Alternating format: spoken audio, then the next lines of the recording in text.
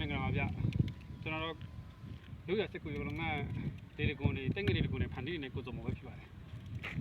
ခုကျွန်တော်လော့ပြနေရတော့ကျွန်တော်ခုဒီနေ့လော့ပြတဲ့ထဲမှာအကြီးဆုံးတရားခဏပဲခဏတစ်ပေရှိတဲ့တက်ငယ်ဒေဒီကွန်အကြီးဆုံး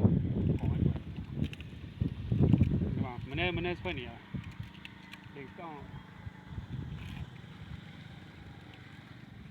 15ပဲရှိပါတယ်က15ပဲအကျစ်လင်းအောင်မကြည့်ပါဘူးဒ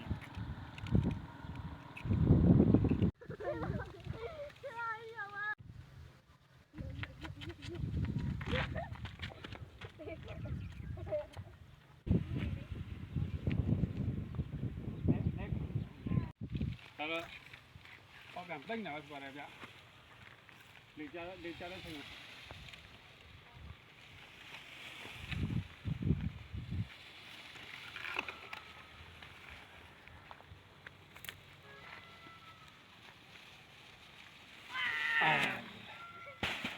ဒီကြည့်လိုက်ဒီကောင်ဘလို့တီးလေးဆိုကြည့်လေးဆိုတာ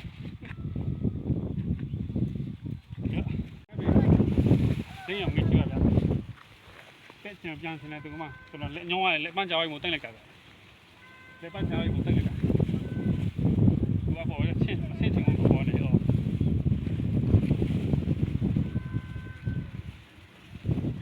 မနေ့ပြန်ပြန်ပိုက်ခါရလေတအားချမ်းတော့ထိုက်နေဘူးဗျလက်တွေမခံဘူး